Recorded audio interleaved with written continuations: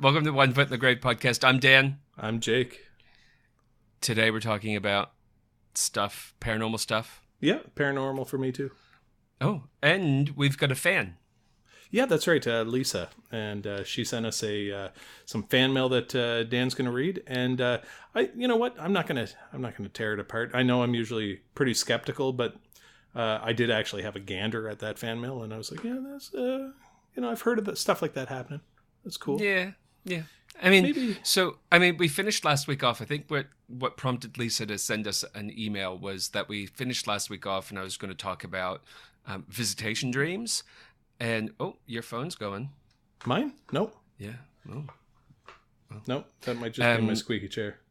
Oh, grand.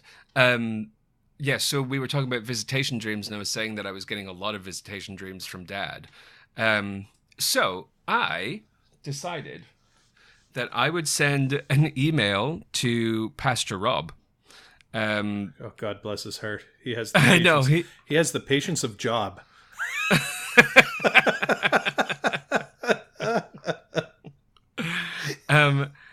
But basically, I asked him, like, is there anything written in the scriptures about these visitation dreams? And that I've had quite a few from Dad. More like it was more recent after his death, and now the last one that I had, Dad, we met at Disney World. And we were watching a parade, and Dad was just chilling. We were just like having a good time. Another guy that died, Bob, was there, and we were just sitting there watching the parade. But it was one of those parades on the water, and Dad wanted me to pick out a suit, and he's like, "'Cause I gotta go soon. I want you to have a nice suit." And then he was like, "All right, well, like." Long story short, and like he wasn't using his mouth to talk to me. It was more just like I knew what he was thinking. Yeah. Like the aliens on The Simpsons. Yeah. So then he was like, "Okay, it's been a slice. I've got to go now. I'll see you later. Bye." And then I kind of just woke up, and that was the end of it. Now, Mom has had an even stranger dream or thing that happened with Dad. And she was lying in bed, and she woke up, and she could hear Dad breathing. So she turned it, she physically got up and turned the television up because she thought she had an ear infection, and so she thought it was her ear playing up. Yeah. So she turned the television up, and then she rolled over, and Dad was there beside her, and she's like, "What is going on?" He said, "It's okay, I'm here, and turn over, I'll hug your back, and you can go to sleep." And she said she turned over, she felt his arms around her, and she went to sleep, and when she woke up, he was gone. And she, unlike me, I found quite a bit of peace in it. She was just like... Fell apart. Yeah, she was like, "This is awful. I won't be back." Yeah. So anyway, I thanks, reached Dad. out to... Yeah. Thanks. I don't know how much energy it took to do that manifestation, but thanks a lot for giving me a miserable day consoling my mother while trying to work. So I asked Rob about it, and he said that he's had a similar experience. Actually, wait a minute now. You Googled it, and it was like, it's a sign of possession by a demon. Yeah. Yes. Well, I searched... Mom said, your brother thinks he's possessed. Well, I searched it on YouTube because I was like, I wonder if there's anything. So I said like visitation dreams, like church sermon or whatever. Yeah.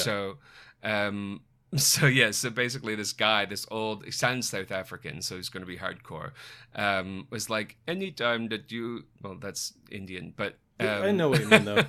Yeah, anytime that you're visited by a spirit, whether it's in your dreams or not, that is a demon. He knows what you want, and he will give it to you, and they can take any form. So if you are visited by a spirit, no matter whether you're awake or asleep, that is a demon trying to possess you. So maybe he's talking more about like wet dreams.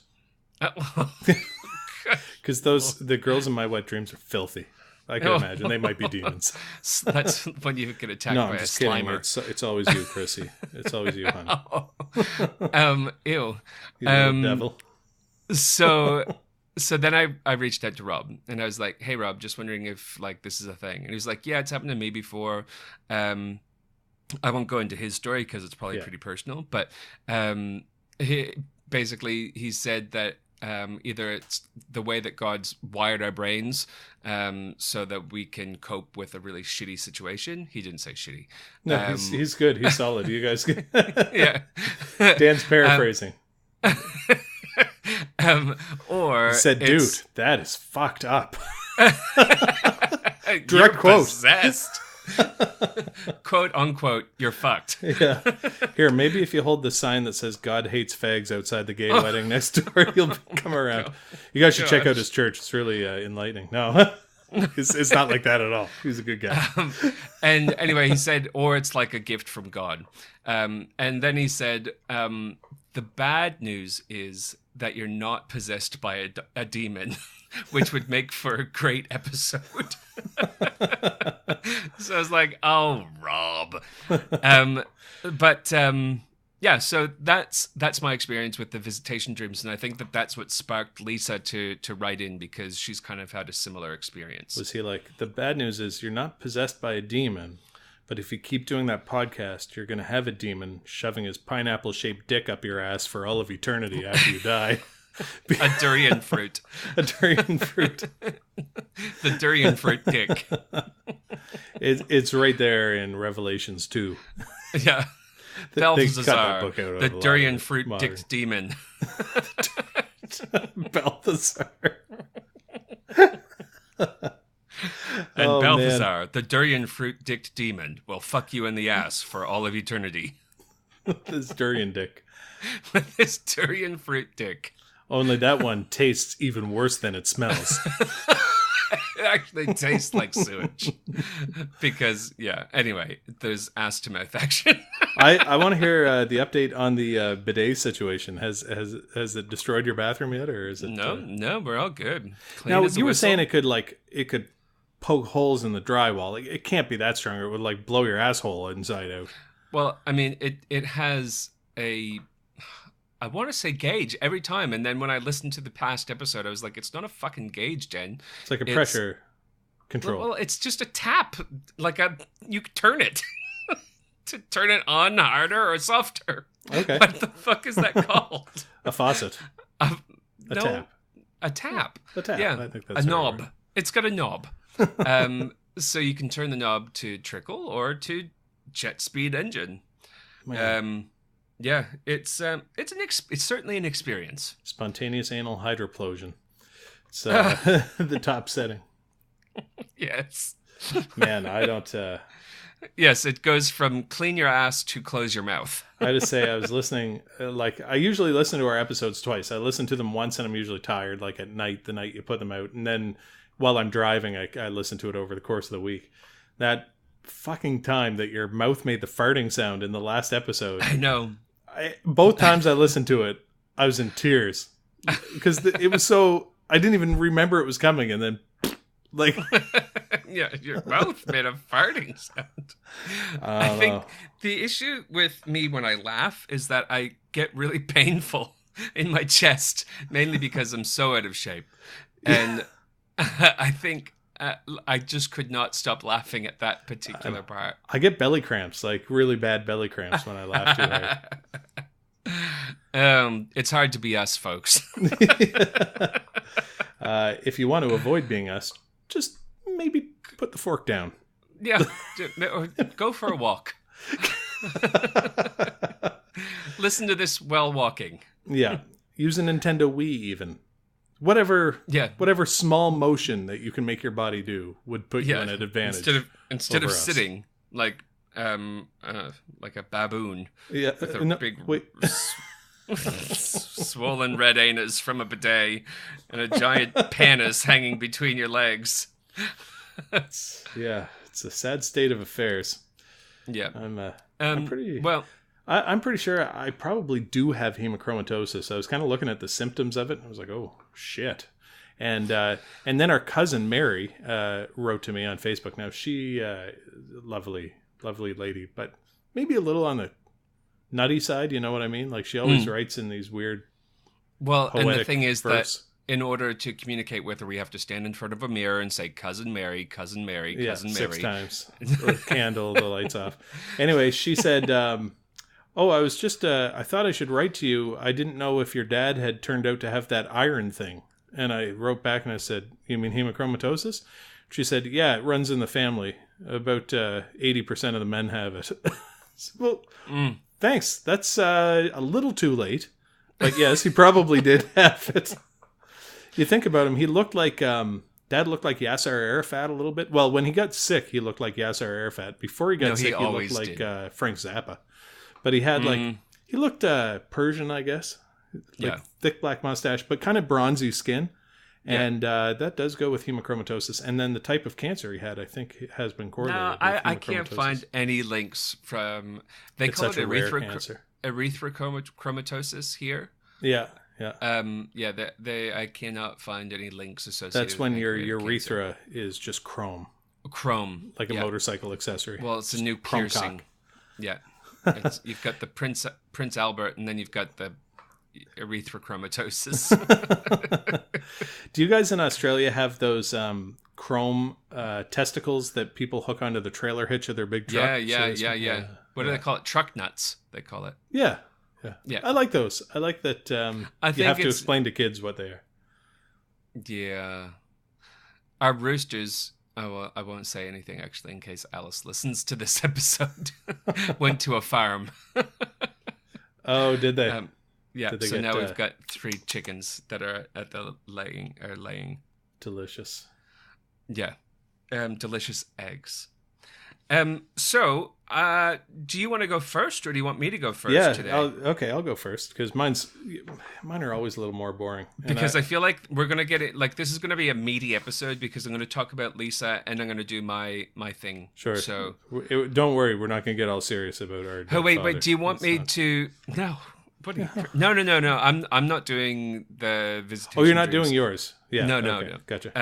So, actually, why don't we sandwich this? We'll make a Lisa sandwich. So you go, and I'll tell you my weird. I did have a visitation dream about Dad. I'll tell you a quick one. I dreamt that he had just.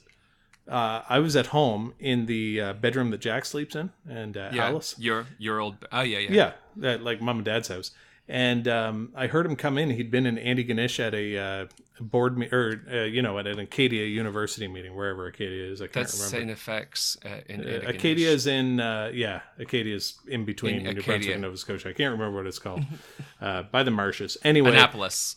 Yeah, whatever. Anyway, he came in the door, and I heard him talking on the phone. He was on the phone call. You know how his voice was kind of like, it wasn't like that, kidding. But it got kind of froggy sounding. Yeah, it wasn't Dad's voice by the end of it. Yeah. No, but he was.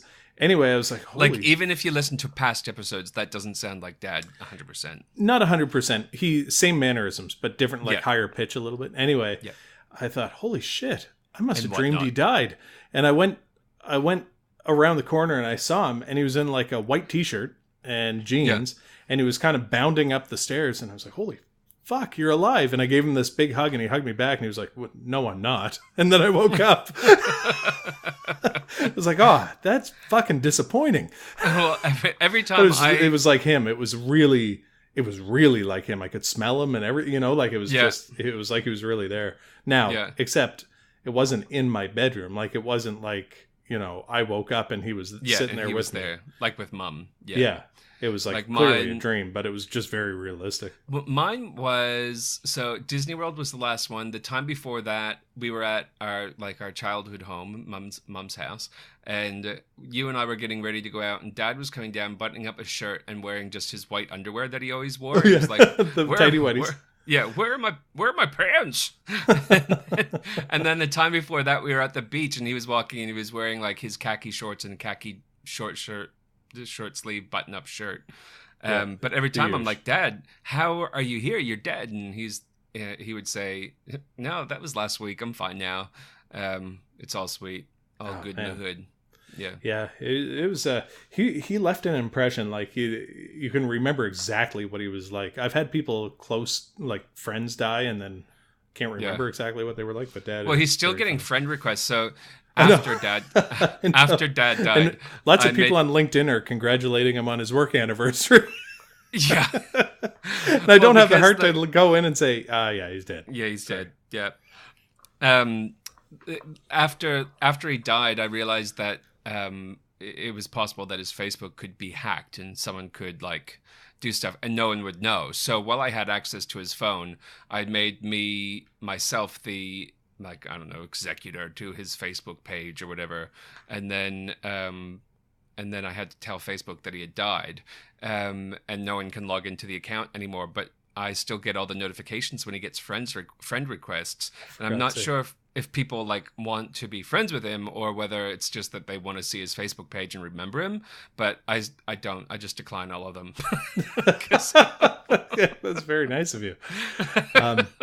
You know what's funny? I don't know if we talked about it last week. We tried to, I think, when we took like 10 tries to get the podcast done. But I was talking to Mom and I had my phone in my hand, and you get those Facebook requests, and because I'm doing like some business stuff too, I generally just accept them. I don't even check, because you have all these pages. Like we have a One Foot in the Grave podcast page, and if somebody likes it, I just accept or whatever. But well, no, you can't.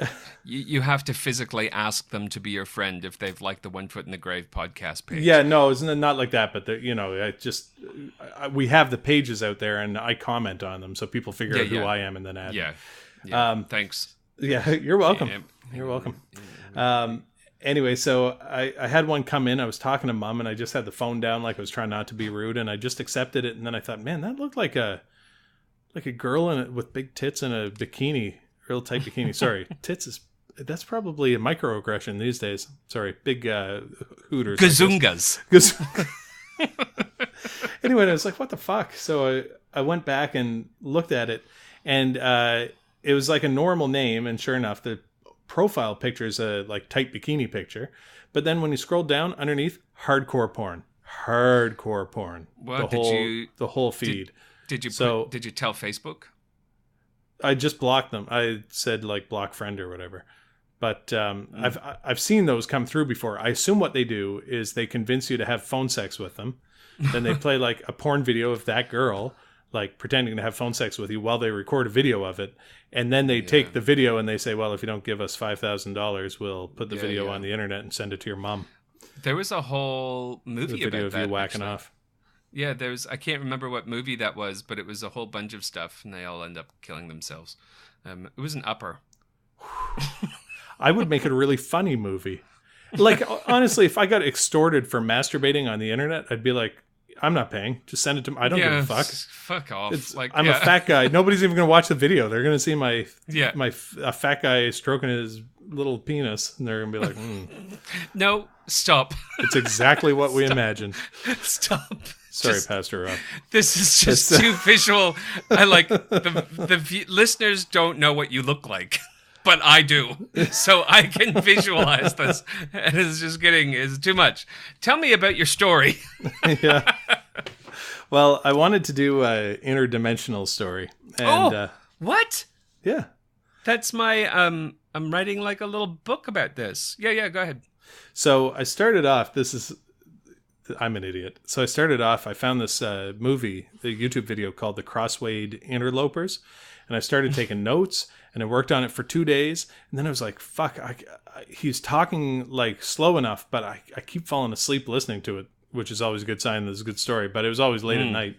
So I said, I'll look it up. I couldn't find anything on Wikipedia about it or anywhere else on the internet. And then I went back to the video, and it was like fan fiction. And I was like, oh, for fuck's sake. So I had to find this one this morning. I got up, did my gym at like 5:30 in the morning, and then I was like, okay, podcast time. So I'm going to take you back to 1986, a little more recent than last one. Yep. We're in Spain. And you lost Espanol. Yeah. There's a fellow named Pedro Oliva Ramirez, and he was driving. He lives in a place called Alcalá de. Doesn't matter. Yeah. Guadena. Alcalá de Guadera. Yeah. But he's working in Seville. Okay, so he's on a business trip to Seville, and they're about half an hour away. Like and, the tailor of Seville. Yeah, that's the Seville, made famous by. Also, all the Gaudi stuff. Maybe, I don't know. I'm making that up. I read that new Dan Brown book. Yeah, yeah, Gaudi of the toe, right? Anyway, so this was like a normal business trip for this guy. He knew the road really well. And it was just in the evening. It wasn't late at night. He was driving home from this business meeting. And he turned around a bend in the road, and it's like a 2-lane road. And suddenly the narrow 2 lanes became this big, wide, 6-lane, spacious boulevard. And he'd never seen it before. And of course he thinks like, oh, fuck, where have I've turned off somewhere, or I've missed my turn. Yeah. And he's looking around. There's this tall, really tall green grass growing everywhere. So all over the median between the lanes in the road, all along the side of the road. And there are these evenly spaced 20-story buildings scattered around, presumably, like apartment buildings, sort of along the sides of this big boulevard. In the distance, he sees these factories and shimmering lights, and he says he describes the strange heat that sort of built up in the car and sort of swallowed him. Like it was way hotter on that highway than it had been anywhere else, and it didn't feel normal to him. The whole time he could hear a din of voices, and one of them came through clearly, sort of explaining calmly, like in an airport voice, that he'd been transported to another dimension. Was he driving at 88 miles per hour at the time? Well, exactly. There were old-fashioned white and beige cars kind of whizzing by him a lot faster than he was going. I mean, he's still driving at this point. I don't know how good this story is, but it seems to be true. Well, just keep going. Seems it's like true the right that thing somebody to do. reported this anyway. Yeah. And he couldn't recognize the license plates. They were just narrow, dark rectangles. They didn't have like the normal Spanish license plates. So occasionally he would actually stop his car and look around, and he was kind of thinking, "Holy, where the fuck am I?" but he'd heard this voice say he was in a different dimension. Finally, he found a sign for Alcala, Malaga, and Seville, and he followed the sign to where he thought his home was. And when he got to his neighborhood, it was all normal again. His house was exactly the way he'd left it. So he parked the car, and the clock in his dash said he'd been driving for 3 hours. He'd used most of his gas on what should have been a 30-minute drive. And then for days after that, he kept trying to find the place where he'd been and the highway that he'd been to, but he couldn't find it. And he felt like he really had been transported into an alternate dimension. Yeah. And my first thought is, you're hearing voices. When he went to put more petrol in the car, he saw that it, in fact, was a Mr. Fusion, and and he had to put garbage in it. Yeah, that's right. It eats garbage. But I thought it was kind of a cool story for 2 reasons. One is, again, going back to Dad. Quite a while before Dad got sick, he was driving from Fredericton to St. John. It was about an hour and a half drive. Yeah. And he was on the phone with Mom, and it was March, so there was still snow on the ground. And Dad was driving, and he said, "Whoa, they're out picking blueberries early this year." Yeah, and he swears, blueberry season. Yeah, and it was pitch black when he was calling. It was the dead of night. But Mom was in the seat next to him.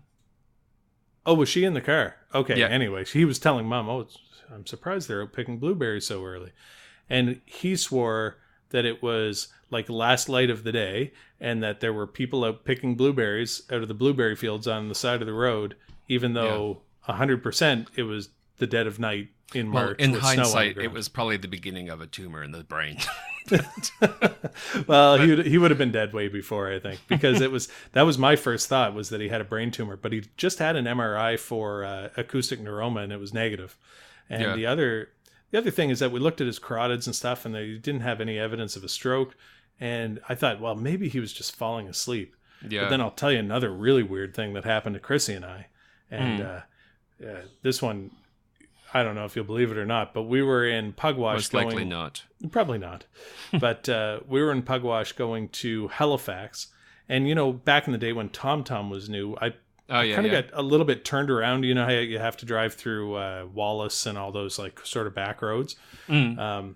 So I put in Halifax on the satellite thing, and it took us through this dirt road through the woods, and it was only about 10 minutes of driving, and then we were on the highway to Halifax. Like it's an hour and a half drive to get to that highway, and it Yeah. took us through this dirt road, and we were instantly there. It saved an hour and a half off our time to get to Halifax, and Chrissy still swears it's true that there was this dirt road.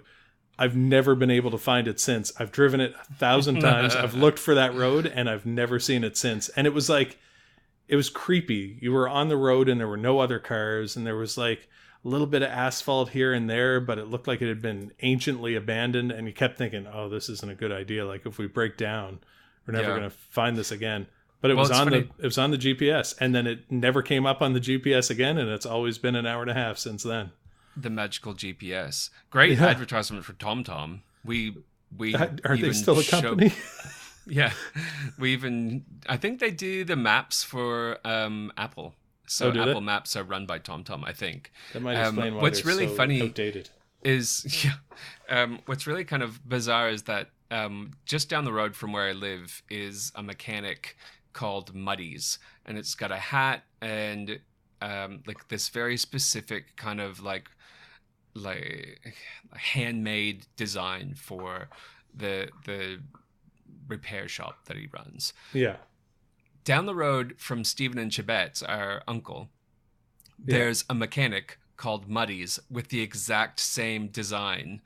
And and I say this to Mum every time. I'm scared to go in, but I feel like if I go in, I might end up at Stephen and Chibet's house. You'll end up in Gauguin, New Brunswick. Yeah.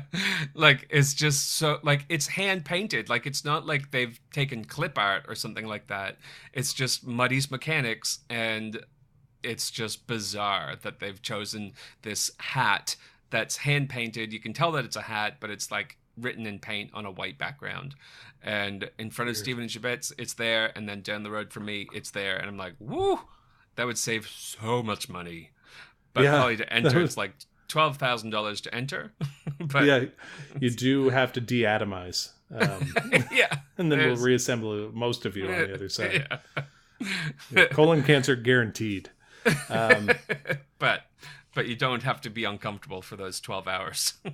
Yeah, I mean, I don't think that Chrissy and I went through an alternate dimension. I think we just found a dirt road that was never showed up on the map again.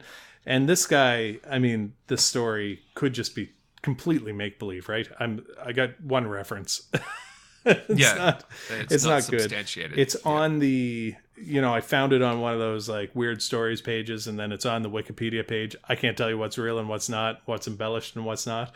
I did find a cool page that, it's all about strange stories, and it's an old like 1995 style webpage, with like the colored background with the repeating pattern on it. Oh yeah, yep. But one of the things on it was a whale showing up in a farmer's field, like a humpback whale in the middle of nowhere, and it was like the story's been debunked because the story was called mysterious whale appears in farmer's field in Utah, and they debunked the story, but it had actually happened in a farmer's field in England, and everything else was true about it. So the farmer thought that local kids had like figured out a way to hook it up to a truck and drag it to his field, and they probably did. There was no evidence of that, and it was a real story. Or anything. No tire tracks, and you just think, well, that is maybe the weirdest fucking thing I've ever seen. Well, I mean, you could get very rich if it was a sperm whale and you could find like a few kilos of ambergris. Yeah. Then you'd be like, yes. All right. Well, should I tell you Lisa's story? Yeah, let's do Lisa's. All right. So this is from our friend Lisa. So I'll just read it verbatim. Okay, so my Aunt Barb was sick, and since I was working as a surgical technician, she was asking me questions about her upcoming surgery. She was asking about the procedure, pain, and recovery. I was planning to visit Nebraska, my hometown, the next week, so I said I would stop by and see her and my uncle. My favorite I just want uncle, to point out that is our first fan that doesn't work with us. Yes. Nebraska. Yeah. Sweet. We've hit America, baby. Moving on up. We're like the Beatles now. The Beatles She did sign off. Lisa, your only fan. Did you send her a shirt? Not yet, because I need to get money from you. I'll just send you an email money transfer while you're doing this. No, don't do that. I'll send you a thing. Don't do that because I can't get that money. Yeah. So my favorite uncle on Dad's side of the family, Gene, but everyone calls him Sonny. He served his country under Purple Heart and was in a special ops stuff, but lost a lot of buddies in his platoon. This will be important later. Just know that he's a no-nonsense guy. You know, a manly man. He's not a wimp. He's not a wimp. He's just like me. He installed his bidet without complaining when it shot him in the mouth. Yeah, he didn't get a drop of water on him. His mouth does make farting sounds when he laughs. It's because he never doesn't have those loose cheeks, the loose fatty cheeks. The next weekend, I stopped over to see her. Now, understand, Barb was 5 foot with shoes on, curly blonde hair, and very opinionated. She was loud, fun, and loved to win at bingo, and used to getting her way. You know the saying, dynamite comes in small packages. This was her for sure.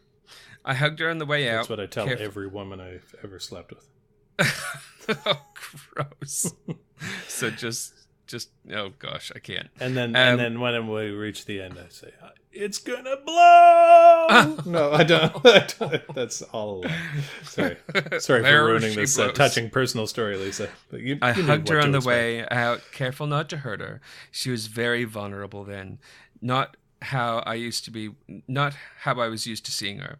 She had a huge lump on her neck and back and was hurting, so my uncle moved her to a recliner in the kitchen for her so she could sit when she was in pain while working in the kitchen. Mind you, the uncle didn't offer to do the work in the kitchen for her, but he was a no-nonsense guy. I assured her everything would be fine. I told her all the amazing things surgeons could do and to have faith. I went back to Washington. I waited to hear how things had gone. Got to turn the page. Okay. I think it was the following week when I received a call at work to my stepmom on break. Somebody in the OR and relieved me. So, I don't know. Somebody relieved her from the OR. Yeah, from the case I was assisting with. My stepmom said my Aunt Barb never made it out of surgery and that she had passed away. I was in shock. I immediately felt like shit for telling her that she would be fine and that the surgeons would get it all because it was cancer. We knew it was cancer before the surgery. I couldn't believe it. She was only 50. I couldn't understand this. No radiation, no chemo, no goodbyes. She was gone just like that.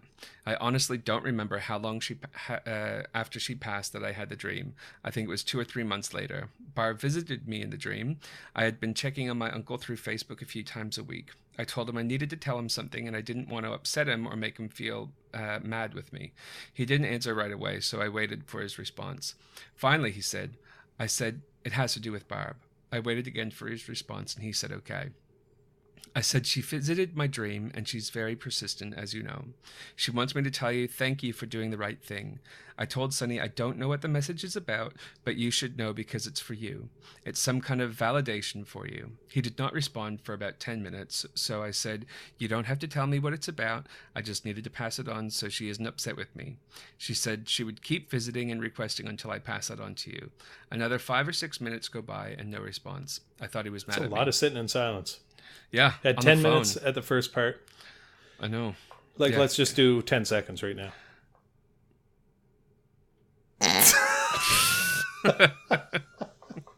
That's an example of how awkward 10 minutes would be. So awkward. Then he told me that my aunt had a DNR, which is a do not resuscitate for those who don't know. And her kids and other family were trying to persuade my uncle to ignore her wishes. And he came close to asking that they save her, but he honored her wishes. I cried. So for Uncle Sonny, visits are a very real experience. Often the messages I receive mean nothing to me, but floor the person the message is for. Visits are somewhat different in that dream is very Wait, so different. she gets them multiple times? Like this is just one? She's I guess so. Medium? Like on TV? like an unintentional medium. Who's the shithead who does the cold? John. Oh, fuck. We laughed. John Shithat. John Shithead. Yeah. Now, she's not doing it for money, presumably. So you're not a No. shithead, Lisa. This is just, Yeah. you got to check this dude out. It's crazy. Yeah, what is his What's it fucking called? name? Cold reading. No, The Other Side. Or Yeah, but that's the technique is called cold reading. Oh, yeah. Well, it's also called robbery. You get 50 people in a room and you go, oh, I'm getting a strong vibe. Somebody's first name starts with a M or an L. Yeah. The crowd. Yeah. Is it my Aunt Melissa? It is. It is. That's her for sure. She's giving me the thumbs up. Now I think Melissa has passed away. Is that? Oh my God. So during these dreams, she She's said saying it's there like was a some different family world. strife. There was some strife in your family. That's so true. She said Yeah. it's okay. You can let it go. Thank you, Melissa. Thank you, shithead. Yeah, John Shithead. Oh, fuck. I don't know his name. It's like you leave your physical body, which is kind of true. That's what I've experienced as well. When my sorry, Lisa. When my stepdad visited, he was so much younger. I told him how handsome he was, and he laughed. He asked if he was ugly while he was older or what. John Edward. Yes. From shithead. the other side or from beyond. Yeah. Yeah. He had a message from my mother. Sometimes the person that receives the message is offended because they didn't get the visit. I don't know what that's about. I think some are more able to receive and open, like a door or something. I really don't know. My cousin visited, and she had a message for her kids. She passed from cancer of the common bile duct. Well, we know about that one, don't we? Yeah, we're familiar, Lisa. Yeah. By the time she was diagnosed, it was too late. Yep. Overall, a pretty good way to go, though, compared to, like, being deep fried alive. Yeah, boiled in hot oil, probably I'd take worse the bile duct cancer. than bile I duct don't know. cancer. 50-50, flip a coin. Yeah, I mean, it'd be faster to be boiled in oil, but... Wouldn't that be crazy if that was what the visitation was all about? Yes. You're like, listen, I just want to let you know, it's better than being deep fried. Yeah. It wasn't actually my bile duct. It was that I was deep fried and murdered. No. Sorry. So we won't tear these apart. The more we get. No. Sorry, Lisa. So it's the people We that appreciate go, the input. So it's the people who go quickly or suddenly. Also, if they have loved ones that are struggling with their passing, which I think is very true as well. A friend of mine worked at a hospital, Julie. She was a great person. She didn't cuss or smoke or drink. Sorry, Julie. But reeked of garlic. It was strong, like she was eating it right out of the jar. She said she liked garlic and it's good for you. I had to ask. One day we are walking through the hall and I stopped. I asked her who the woman was that raised her. Her eyes opened wide and she said, "My mom's sister raised me." I said, "Well, I'm supposed to tell you that it won't happen to you. It's never going to happen to you. You don't have to worry about it anymore." She started sobbing. I said, "Oh my gosh." She had a heart attack. She said, and "Oh my God." Garlic could prevent it. But I don't take the Lord's name in vain. So I don't take the Lord's name in vain. So she said, "Holy sweet cockfuck." You know what, though? To me, that's less swearing than saying... There's JC. I agree. I said, "Oh my gosh, I'm so sorry. Are you all right?" She said, "No, I'm fine. I'm so glad that you told me." I said, "Okay." I hugged her. I said, "Say no more." I hugged her, but an awkward hug, distance, because she stinks like garlic. Yeah. We call her I Stinky really Sandra. don't need to know what it's about. Of course, she chose to share. She said, "My aunt raised me and she passed away from cancer. She was like a mother to me." Julie was eating massive amounts of garlic because she had read somewhere or seen on TV that there were new studies that proven that it helps to fight cancer. Her aunt was telling her that cancer was not going to take her life. I know it's weird. I get it because it happens to me, but because it happens to me doesn't make it any less weird. It's Sadly, crazy. Julie just passed away from cancer. Oh fuck! That would be so awkward. If only she'd kept eating that garlic. God damn it, Lisa. And didn't take up smoking. Hey, it's not going to happen to me. Sweet. I'm buying my first pack of smokes. I'm going to drop this weight. I can look as cool as I want.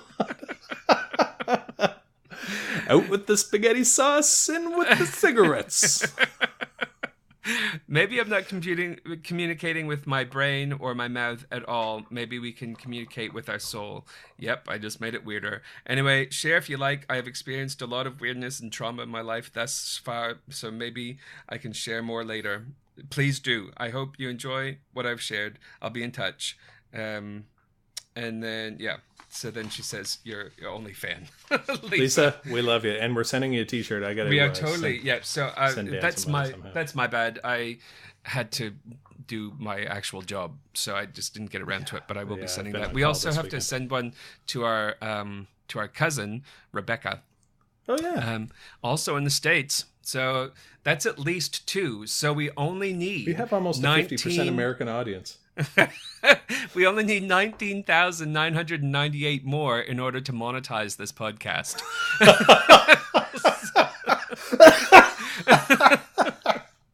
So we're so goddamn close. So, guys, if you don't mind just telling 100,000 of your friends, maybe some of them will listen. Whoever signs up, 20,000 people, you get a free T-shirt. Yes. Surely there's a bot farm out there somewhere that can listen to this thing. Oh my gosh. So do you want me to do mine now? Yeah. Well, I was going to say Lisa's going to have some great stories, right? Because if she has some sort of gift of like, and you know what? Because we get it when Dad died, right? Like we get those visitation dreams, and I had it when some friends died, but it's not like I wouldn't be like a medium. I don't even, I'm a little skeptical, but I know we're gonna have some good stories here. Yeah, like Rob summed it up really well for me. Like because I'm Christian, whether it's just like the way that God has wired our brain. Just the beard. Muslim on the side. And that's not my beard, that's my pubes. They go all the way down. All the way down. That's like Osama bin Laden's beard.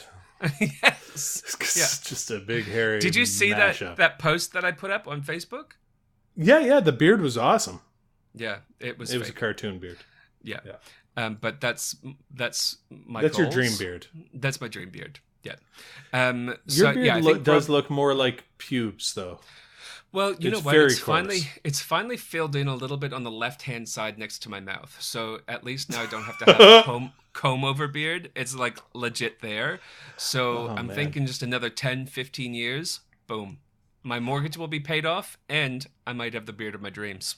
I'm going really bald on the top, and my beard is very thick, but I keep it trimmed now because I feel like it just gets in the way. Like when I'm eating food, I get mustache hairs in my mouth. It's gross. Yeah, well, you have to trim. Yeah, but if you trim, you look like weird. Let's say, like, if you have a mustache, like a good mustache that looks like, who's Dad's. that country guy? Dad's was good, yeah. But a big bushy, like, mustache that goes over your lip looks cool. But if you trim that mustache down so it's like a pencil line mustache, you look like a fucking lunatic. Yeah, you look like that guy from the horror shows. You look like you kind of hang out. What was that show where they had the Wolfman? Transylvania. Oh, jeez. Yeah, Hotel Vincent Price did it. Yeah. But no, I keep mine. Yes. And they had the witch. It was so weird. Yeah. It was for kids. Show. It was such a weird. It was on Saturday mornings. Show. Yeah. I think it might have been Canadian. It had that Canadian feel of something that was really poorly put together. Yeah, it was just bizarro. What was I saying? Oh yeah, so no, it's gone forever. Sorry, folks, you're not going to get something that about a pearl. mustache. I trim it. About a mustache. Yeah, I keep it a little bit trimmed just off my lip, and one day when it's thick enough, I'll grow it down to my toes. All right, so my turn. Yeah. Oh, how's the anhedonia going? I was sitting at work the other day, and I was like, my brother said that, because I told them the story about the plane, and my brother said that I might have this thing where I can't feel any joy, and they were like, yeah, I do. Like, I mean, even now, my laugh is fake. So even none of this is real. Yeah, I mean, actually, that's not true. Even I rarely laugh. You're in a coma. Wake up. Let bedtime stories. Lisa said that she likes bedtime stories, and us. Thanks, Lisa. Yeah, Lisa, you're the bomb. I started listening to Florida Men podcast. It's great. It's really funny. If you're into true crime but not serious true crime, definitely give them a listen. The other thing I was going to ask, have you seen the most recent episode of Unsolved, BuzzFeed Unsolved? Yeah. When he talks with the Australian Australian accent, he's like, going for Sydney Dip, mate. This is really okay. Got to cross his arms. I'm gonna give you the old Sydney send off. Yeah. Gonna have to go for a long walk on that one, mate. Well, I'm going back. I know I make fun of you a lot for your very oldie stories of hauntings, but I'm going back to 1977. That's not ye oldie. My wife was born in 1977. Oh, I'm sorry about that. Yeah, she's getting an old look about her, though. Fuck. Shit. She doesn't listen to the podcast. Doesn't listen, no. No, that's fine. Yeah, I mean, she is ugly. She's a homely thing. No, fuck. She's not. She's gorgeous. Yeah, and she's way fitter than both of us. It's just her face. Yeah. It's just, it's like the body of a supermodel with the face of Abraham Lincoln. She does have a better beard than me. That's not hard to do. Her mother does.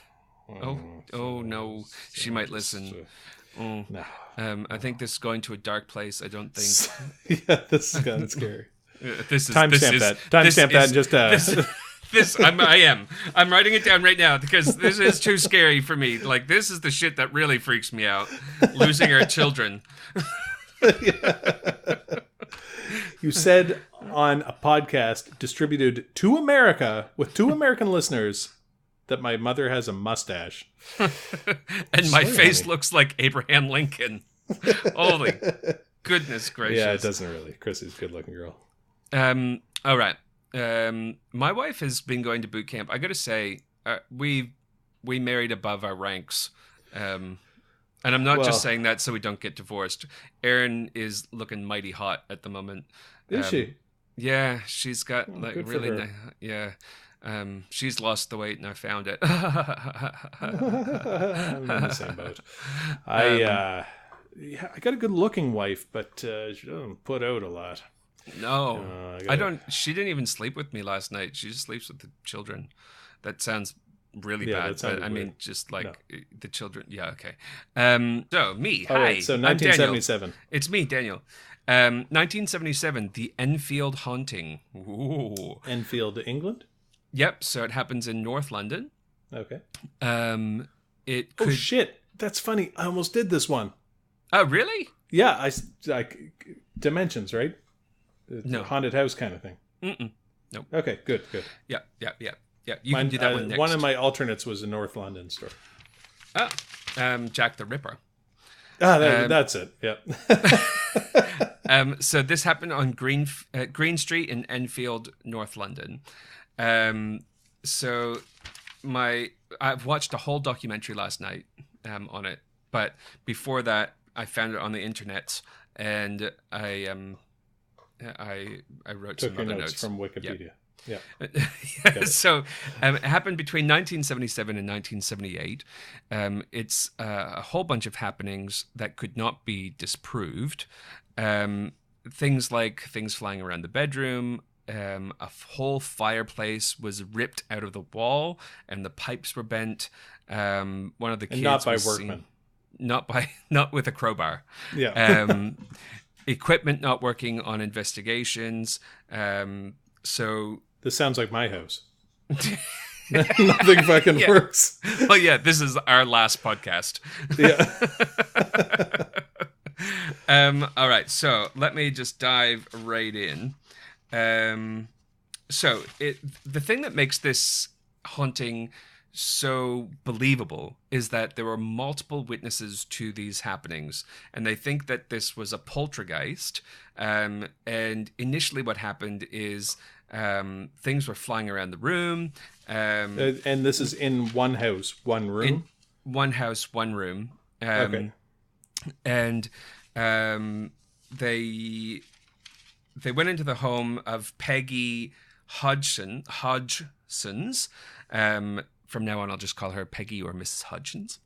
And they went into the daughter. Oh, well, actually, there was a whole bunch of shit that happened in multiple rooms. So the mother went into the kids' room. So there's Janet, I think Billy and Margaret are the three children. And Right. Peggy had recently separated from her husband. So the kids were they'd moved into their own house.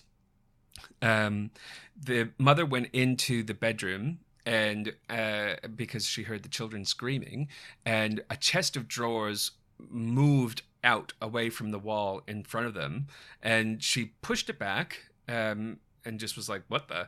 Pushed it back, and then it came out again, and she was like, whoa, this is weird. And then she tried to push it back again, and it was like someone was on the other side of it pushing back, so she just could not budge it. This freaked them out, and they ran over to the neighbor's house, and the neighbor came over, and the neighbor witnessed things flying around the room, and So a whole they've bunch got of third-party corroboration. yeah, and then they got the police involved because they were like, I don't know what's happening. Let's call the police. So the police came over, and there was a police woman who came to the house, and she made a statement and signed a written report that she saw one of the red chairs in the living room move, started to shake, and then it moved on its own into the middle of the room about 3 to 4 feet, with nobody around it at the time. There was a photographer that came in because it started to gain a little bit of publicity, and a photographer came in, and he got hit in the head by a Lego brick just above the eye. I mean, that happens routinely in our house. Every temper tantrum. Yeah, well, what I was going to say is, so in this documentary, it was really great, actually. Maybe I'll put the link in the description There's actually a section. good documentary on the last one. That was because absolute shite. It has people who, like this. Because I started that and I was like, oh, this is fucking rubbish. Terrible. Yeah. Yeah. Did you see the kids doing the reenactment of the possession? Yeah. Very poor. Yeah, awful. And did you see the cameraman having his flip out? Yeah. the hallway No, of I the didn't hotel? get. I didn't. You told me about it, but I didn't get that far. It was just so stupid. Yeah. So they had, during this documentary, they had people who were in there. So they had the photographer that was there for I can't remember, the Herald Sun or something like that, but it's not called that. Let me just see. Let me see. Tell a story really quick, Jake. I'm looking at a video of a 77-pound Dachshund. It's just hilarious. It's so fat. It's like the dog version of me. Oh, golly. It's got those little legs and the belly, so it's just like dragging its gut everywhere. I can't find the name of the thing, but anyway, it's a paper in London that doesn't, it's not like, the National Enquirer or anything like that. It's like a legitimate newspaper. Like the Guardian or something? Yeah, and so they went into the house, and he got hit in the head with a Lego brick. But he did say it could have been flicked by someone. Could be 100% sure. Yeah. I could almost be 100% sure it was, to be... Yeah. So he said it was disturbing. And eventually they got the SPR, which is the Institute of Cyclical, I can't say it, research. Okay. And Morris Grace was the main investigator, and he Sounds rocked like, up. sort of like our ghost hunter friends from St. John. Maybe same. Well, he's dead now. So, but anyway, Our ghost hunter friend. No, more the guy who did this one. Gotcha. Yeah. So he was the lead investigator. He rocked up to the house driving an E-Type Jaguar. So he's not like your typical, like paranormal investigator. Well, he might have paranormal powers because I can't imagine anybody with an E-Type Jaguar who could actually get it to start and run long enough to get to its destination. It was run on, from our experience, the energy of lost souls. He befriended. Did he look family. like Nicolas Cage by any chance? Did his helmet turn into a ball of flames every time he drove? Oh my gosh. He said that. Well, they said that because he was dead, so he wasn't in this documentary. But he befriended the family. He got really close to them, unlike other investigators at the time. And he witnessed things that happened in the house. So he saw moving furniture. He did a whole bunch of just audio recordings. And there was no one else in the house except for, well, I guess the kid Janet and the family were there. And one of the things that he said is, "Are you having a game with me?" I would play the recordings, but I feel like they're probably copyrighted. Are you having a game with me? And a cardboard box and a pillow flew right into his face. Some you having a game with me? They also said that they were having a game with me. Are you having a go? You having a go? Are you having a go? You want to go? You having a go? Come on, you old fucker, let's go. Gonna get yourself a Sydney send-off. That's just the worst. So they also heard moaning while some of the kids were sleeping. And this gets a little bit weird, but some of the more skeptical people who listened to the recordings, which were just done remotely, think that the moanings were one of the kids masturbating. What? Yeah. What that was real? Well, or was it? Did you add that? No, the moaning was real, and some of the more skeptical people in this documentary thought that the moaning was just someone flicking the bean, you know. No, it's a haunting. No, they were females. They were ladies. Oh, sorry. Oh my gosh! Oh my gosh! I feel like I'm being attacked by a sea monster. That's what I was getting at the last time. I think maybe I'm doing it wrong. You just go and you kind of make those sounds at it, right? Yeah. And the vibrations of your voice. You're supposed to blow a bunch of air into it, right?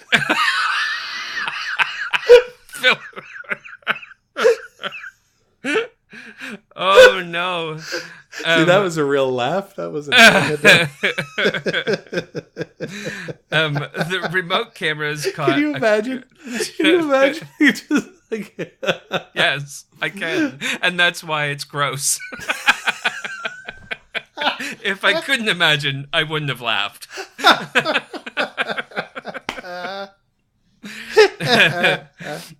Remote cameras caught a curtain twisting and grabbing at the bedclothes of Janet, the youngest daughter. Right. Then I'm still thinking about it. I know. I know.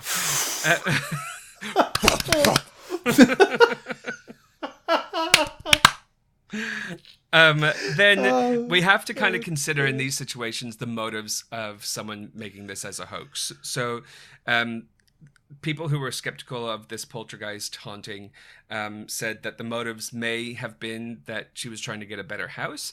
But when investigators offered, without any sort of like agenda, they just offered to put her into a better house or another house, she fully declined.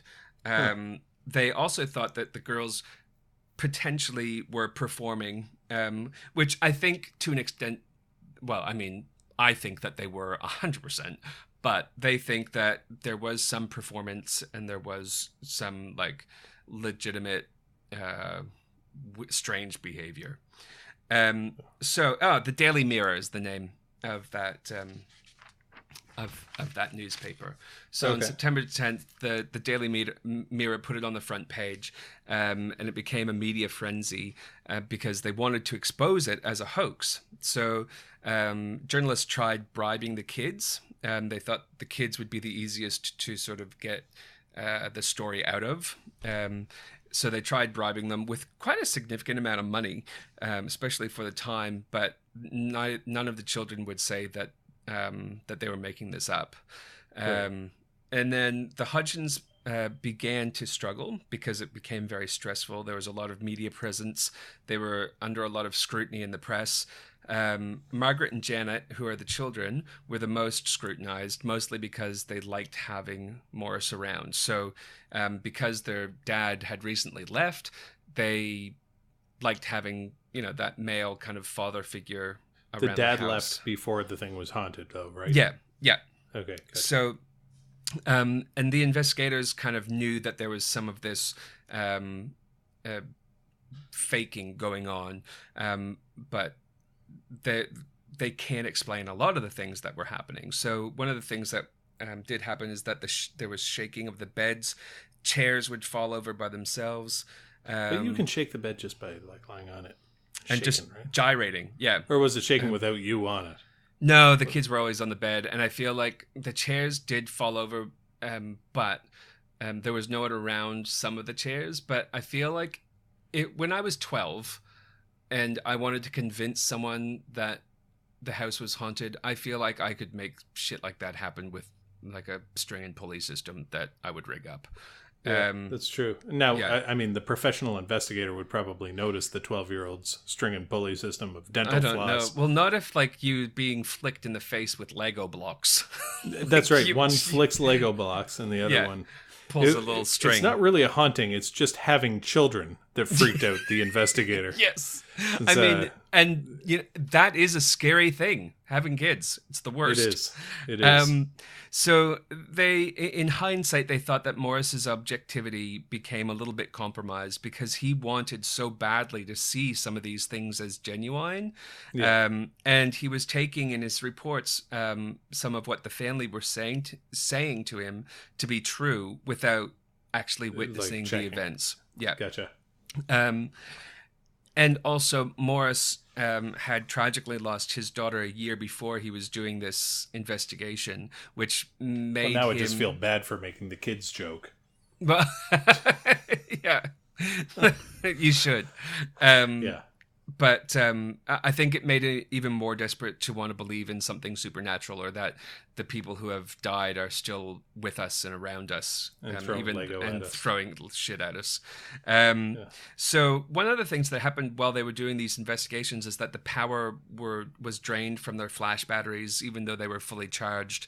The infrared lens, when turned on, all the lights were on, but when they went back to look at the recording, there was nothing recorded. So it made it difficult. I know that feeling. Yeah. Maybe we have one of those poltergizmos. But it makes it kind of very convenient, because it means that nothing was ever caught on video. They only have still photographs in order to sort of show what's happening. And a terribly sad story about very lonely people. Yeah, it sounds like it. Then Janet, who was 12 years old, at one stage needed to be sedated because she was acting so strange. Right. And when they look back, they think that Janet was probably the center of all these issues that were going on. And like when the guy from the Daily Mirror the photographer from the Daily Mirror went to investigate the house, nothing was happening. And then when the family returned, that's when all the things started to happen. And all of these events were kind of focused around Janet, that 12-year-old girl. Right. So one of the sort of theories is that maybe she had telekinesis, so like uncontrolled telekinesis. She was able to move things with her mind, but she was it was a subconscious thing to her. Man, that'd be so sweet. That's like that Stephen King book. That would be the best, right? And they think that these, well, I'll get to it, the age thing a little bit later on. so the flip chairs, cans flying off the shelves when they went to the supermarket. So it wasn't just at the house. These things were happening at her school while she was at school, like not in the house, but at the school. And when they were walking down the supermarket aisles, cans would fly off the shelves and stuff like that. So they suspect that it's possible that the energy of puberty, so prepubescent children going into puberty and then being in actual puberty, it can give energy to the poltergeist. And I'm just gonna put this out there. This sounds just as fucking crazy as the Sasquatch researchers about Sasquatches right? from And outer space. I've made a note here that says also kids at this age are just fucking assholes, and they do stupid shit. Like that's why all these things are happening to kids at 12 years of age, because like they're full of hormones, they need to act out, and you know, if you aren't in a healthy household where and they you're want encouraged attention to do stuff, and they want attention, they're starved for attention because their parents are split up, then you're going to do fucking stupid shit that started out as a joke and then you get rewarded for it, basically. But yeah, they thought maybe she had psychokinesis, and maybe all this shit is that Janet is supernatural and didn't even know it. So they asked her to move a they should pillow. dissect her brain. They asked her to move a pillow from one room into another. So they started to focus on Janet and the thought that she might be telekinetic. And instead of the pillow, because they said put it into the other room, so she would have had to open the door to put the pillow in there with her mind. Right. But instead of the pillow going through the door, it dematerialized and then it went through the ceiling and it ended up on the roof. Just going to stop you there. Did it? In front of cameras? Well, not in front of cameras. Yeah. And then when they went back, they were like, you know what? It would be impossible to get a pillow, even if you were a child. I had to get it, and it was very difficult for me to get the pillow off the roof. I almost fell out the window. How did you know it was on the roof? It would be very difficult for a young girl to get this pillow onto the roof. Fuck, dude. How easy is it to chuck a pillow, and especially if you have out the window onto the roof, especially if you've got like roof shingles that are the tar and like sandy stuff. A pillow is going to stick to that and have a good grip, and it's not just going to fall off. I know this because there's plenty of times that I threw shit onto our roof and it just fucking stuck there. She threw that pillow on the roof, mate. yeah. No, it was damn near impossible for me to get that. So you got the Dick Van Dyke, Mary Poppins. It's damn near impossible for me to get that pillow. So it's no jolly holiday getting that pillow off the roof. Yeah. Then she asked if she could just go through a wall. So of course she did. Like the Kool-Aid guy. She got a sledgehammer and she just said, all right. No, she asked if she could go through walls. She said, then it was said that she dematerialized, went into the neighbor's room, where she had never been before, and she told investigators that she had left a book there. And she was able to describe the contents of the room vividly. And when they went next door, they asked the neighbors. The neighbors weren't home at the time, but they asked the neighbors later if they could go in and see. And sure enough, there was one of her books there with her name in it. Well, there you go. It's irrefutable proof. I was wrong all along. There you go. Definitely couldn't have. There's no possible way she could have gone beforehand. In there. No, exactly. No. Then things really started to take a turn as she sort of matured further into puberty. They say that the energies just became even more overwhelming, and the children, especially Margaret and Janet, began to levitate in their beds. So they had a remote camera. She began growing hair in her armpits. Oh, jeez. Her voice changed. Well, I'll get to that. That's a thing. So photos that it would take a photo every 5 seconds showed them levitating in their beds. Now, if you look up the photos, they're freely available online. It just looks like they're jumping on their beds. So it's Yeah. not them laying still, like their feet are under them, their legs are bent, and they're jumping. Yeah. Do you I've got a few remember? pictures like that. Do you remember when we were kids? There was it was some election that was happening, and one of the Flying people, Yogi? yeah, one of the people were the man. flying yogis, and they were trying to be part of our government. They would have been better than our current government. I just want to point out. Well, you know what? They would have been better at faking levitation than these kids. That's for certain. So the doctor then came in and gave her a sedative shot. She resisted. She got like really agitated. Almost like, to me, it sounds like an adverse reaction. Like, you know how you can have Like the ketamine. like an excitation response instead of a sedative response. So that's what happened basically. They heard a big noise upstairs after she had finally fallen asleep, and they found her on top of a dresser. So to me, it was a kid that was tripping out. Was like, what the fuck is going on? I'm just gonna go up here, and fell asleep on top of a dresser. Like had an emergence reaction of some kind. Yeah, it was just fucking weird. Then a lollipop lady. Now, to those in North America, a lollipop lady is a lady who holds a stop sign and lets kids cross the crosswalk. Crossing guard. Yeah, a crossing guard. Yeah. So she was outside the Hodgson's home and saw Janet floating past the window. So that was another third party who now, was just I mean, this is a lot of evidence. This is probably the most we've had. I know, story. Right? Yeah. But I will say, like, each little thing, if you looked at it on its own, if you were crossing guard, there's nothing really stopping you from taking magic mushrooms on your job. Yeah. Yeah.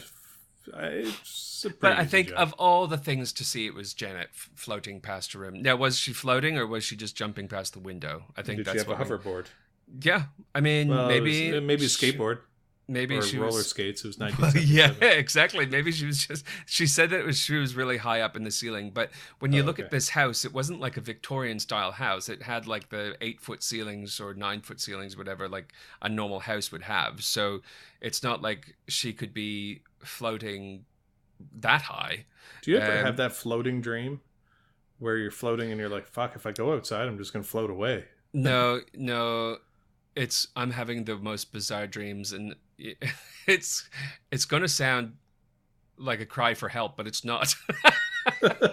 Every night when I'm going to sleep, I have visions of me falling from a building, and I'm just falling, and I don't know whether I should go face first or face up. First. And no, definitely not feet first. Could you imagine? No, I just it'd be like the Marvin the alien in the the Bugs Bunny cartoons. You just get crushed into your own helmet. Yeah, it would be the worst. No, so I end up going on my back, and then it's an out of body experience where I see myself from a height, just in a pool of my own blood and demise. So I that's wouldn't read too much into that. No, I don't think so either. It's probably fine. It's just how I get to sleep. So things became even weirder when Janet started talking in a strange voice. So if you watch the documentary, that's puberty for you. No, it's puberty. And if they're like, and then her beautiful skin broke out in red rash with boils. Yep, been there. If you're watching the documentary that I'll post the link to, it's at timestamp 47 minutes that you start hearing the voice. They got a speech therapist in, and she said that she could not explain it. Then they got a... Well, it's not a good speech therapist. Yeah, well, I think because it's not... I think what they're saying is that it's... they got an actual, then, like a doctor and a person who teaches about speech. And he said it was plica ventricularis, where they're using the false vocal cords. Yeah. And they also got a ventriloquist in because... It's like those throat singers. Yeah, and that's what it sounds like in this thing.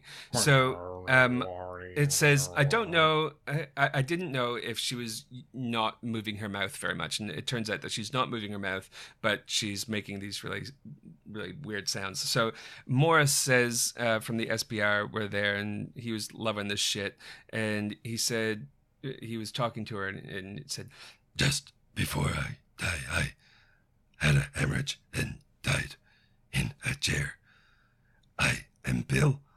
I'm 72 years old. I have come here to see my family, but they are not here now. Now, See, you can do that. I know. So It's not magical. no, it's not. And I was not possessed just then. So they Although you looked have been further. having those fucked up dreams. They looked into this further and they found that there was, in fact, a Bill that died in the house, and he had gone blind from a hemorrhage and died in a chair. People who wanted to believe in this said it might be a spirit who didn't know that they were dead, but Bill just said that he died in a chair, so I feel like he did know. And they were like, pretty well, freaky shit either way. they were like, how would they have known that the person who lived there before them died? And my answer to that is that it's like this really small one-street town, and there probably would have been stories about Bill who died in his chair after going blind. Bill died in that chair. He was Oh, you're living in Bill's old house. Yeah. Oh, yeah, he was a nice I see bloke. you got the chair that Bill died in. Yeah, he died in Had that a chair hemorrhage once, of his eye. Went blind. Yeah, he was really fucked up looking. Yeah, he had a hemorrhage. So, Bill had the eye hemorrhage. Yeah. died of the hemorrhage. died of the hemorrhage. So when he did that voice, the Australian voice, I was like, man, that is exactly how I think of Australia. When all the guys are standing around, he's like, yeah, he's going to peel out now. They're talking about the cars. Yeah. Or are you at the racetrack and they're like, yeah, number 4's a shoe-in. Take number 4. Yeah, pass me another VB, mate. I think number 4's going to take it. Well, no one drinks VB anymore. It's a How thing come? of the past. Yeah, it's gross. Did they go back to Foster's? I liked VB that time we went. No, it's I think because like new craft beers have come up, and Give me people... a can of that Triple X, mate. Yeah, mate. Can I have a? Do you have any fat yet? Go and tap. Yeah, I'll have a fat The yak. boys and I are having a party tonight. They don't talk like that. they just talk like normal The people. blokes and I are having a big party. Give me a Triple X. 4X. Fuck. Give me 4X, mate. No one drinks that. Well, they do, but we're getting right fucked tonight. So the longer the investigators spent, they investigated this over 14 months. So the longer the people spent investigating, the more invested they became, and more they believed that these things were happening. Where newer people came in and were a lot more skeptical.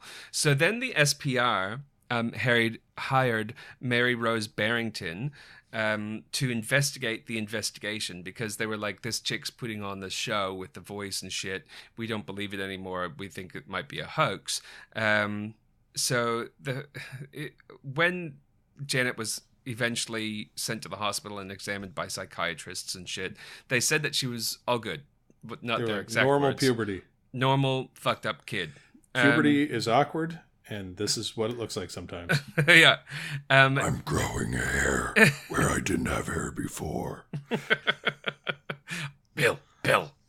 The family There's went on blood holiday. coming from my Oh, vagina. stop!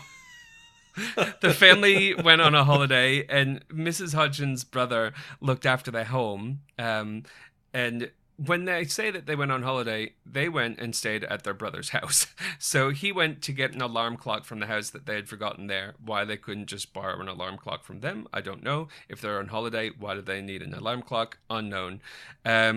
But he was the only one in the house. He went up to Mrs. Hodgson's room, and as he approached the doorknob turned on its own, and the door opened, and then as he entered the room, it closed behind him. When he got the alarm clock, it opened again on its own on his way out, and then he went downstairs, and there was a man in a blue and white shirt with white hair, just sitting on a chair. He wanted to say something to the guy, but something told him, don't do it, mate. So he closed his eyes like a little blink, and when he opened his eyes again, the man was gone. It got to the point where they needed to get proof because it was just going on too long, a little bit like this podcast. Hemorrhagic Bill. they had a priest come in. That didn't help. They also had a Dutch medium come in who just said, "Yeah, I can stop we this. We need definitive scientific proof. Call Get the a Dutch medium. median. Get a medium." I called him a median. Well, he was in the It's middle. like when you can't see all the ghosts, but just the one that falls right in the middle of the ghost data set. Yes. I can only hear the Dutch middle medium. frequencies. Frequencies. He Sorry, that was a median joke. It's a good median joke. Of course, this medium didn't speak any English. He only spoke Dutch. But he told the interpreter that he could go upstairs. He would just stop it. He went upstairs. A few minutes later, came down and said, "It's all done." And that's when everything stopped. So Man, this leave medium it to the Dutch.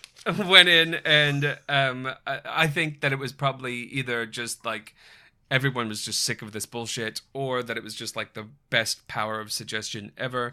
And then so the lady Rosemary Barrington was interviewed the family and everyone else involved. She said that the mother was legitimately worried, like frightened by all the events, and that she legitimately thought that stuff was going on. The girls maintained that it was all real. They report that there was poltergeist activity, but some of the stuff cannot be substantiated. A book was written by one of the investigators called "This House is Haunted." And then I kind of looked into where Janet Hodgson's is now. So her mother, Peggy, had died, but she said that her mother was affected by these events for the rest of her life. And the Enfield home is now owned by another family, and they've had no reports of paranormal stuff happening. And then medium. what I didn't know was that the movie The Conjuring 2 was based on this Enfield haunting. I didn't know that when I watched that movie ages ago. I think I even did I believe you live tweeted it. Yeah. And we decided, I said it was scary because my thumb hit the wrong part of the screen. It was just like, it was, I don't know. It wasn't scary to me, but I don't feel much emotion about much of anything. Sure. So, Well, that's a plus side of anhedonia. You also have the No other fear. side. Yeah. No concerns. Now, I would have liked the Australian medium to go, "No, I'm going to need a minute alone with the little girl." And they close the door and they leave him in there, and he's like, "Stop fucking around now, okay?" Yeah. yeah. All right, all clear. Give me this Sydney send off if you don't stop this fucking bullshit. No, this house is spirit free now. Yep, done. I'm going to have one of them 4X's place. That's how you can you pay my bill. In a case of I'm gonna have 4X. a 4X, and I'm going to go home and beat up a wallaby. Jeez. You're fucking useless. Listen to some Rolf Harris. Oh, yeah, beat up Rolf Harris. That's what you can do.